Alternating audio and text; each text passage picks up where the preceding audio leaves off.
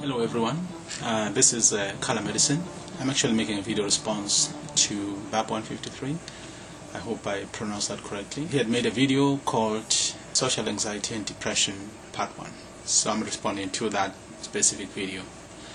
Of course the video was released quite some time back, but because I'm still new in this space, I just was looking through his videos, and he makes very good videos, by the way.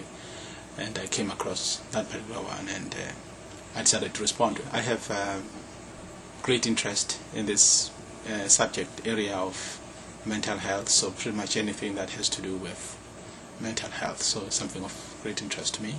First of all, I just want to point out that you made a very interesting and informative video, and also it's quite interesting that the way you I like the fact that you also credited other people that motivated you to make the video.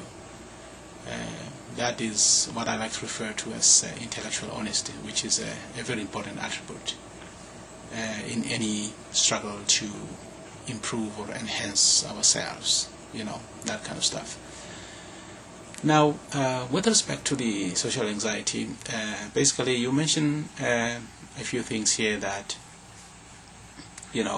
issues of like every time you have to go out, you have to peek through the window to see if there's nobody out there, and also you talk something about having this intense feeling that you're being watched, so and of course if we think about the attributes of social anxiety, at least I can think of at least 7 things, like social situations, fear of social interaction, fear of criticism, teasing, being watched, fear of authority figures, fear of strangers, Now, in your case, of course, at least I got 2 things, which is basically, fear of social situations, which is the reason why when you going to go out, you have to pick through to make sure that there's nobody out there before you actually go out. And also you mentioned, of course, the thing of being watched as well, Now, it is also interesting that even despite that feeling of social anxiety, you are able to attend, let's say, gatherings, and these are fairly big gatherings, like you talked about you are a big fan of Russia band, and also you talked about the Fix, one of the great British bands, and you also talk about the Big E fair that takes place at Massachusetts. I actually visited the website because I didn't know about the Big E, and it turns out that it is quite a big affair, man. It's actually the largest fair in the Northeast.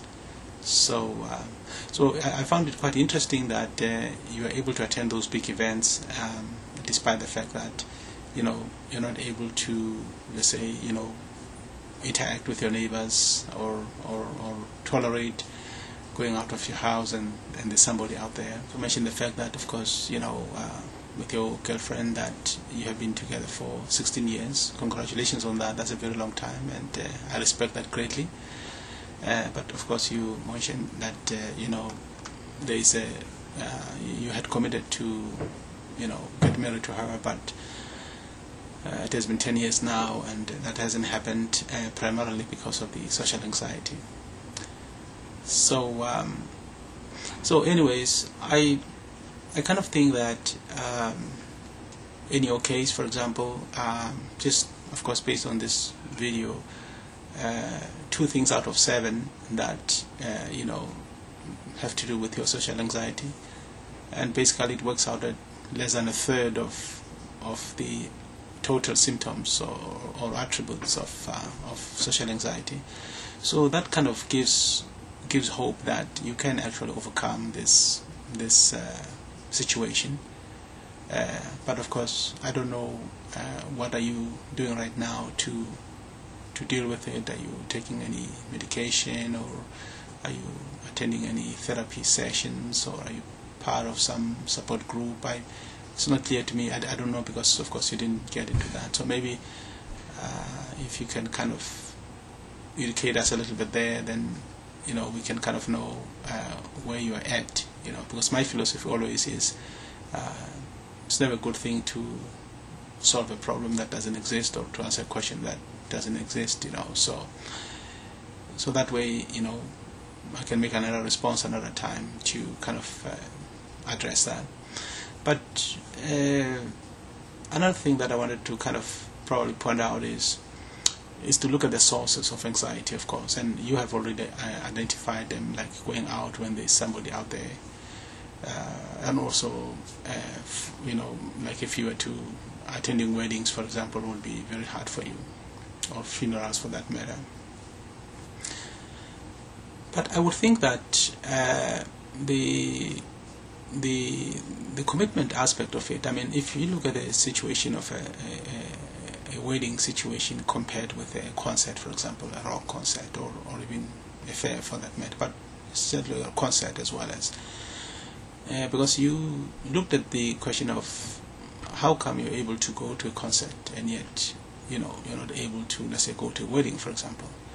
And I was thinking about that, and basically I mean, it is true that when you're in the concert, people are focused primarily on the show, so they're not focused on you.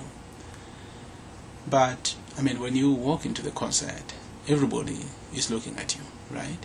Even though it is true that even though they're looking at you, but actually they are looking at you with the intention of going to the show, right?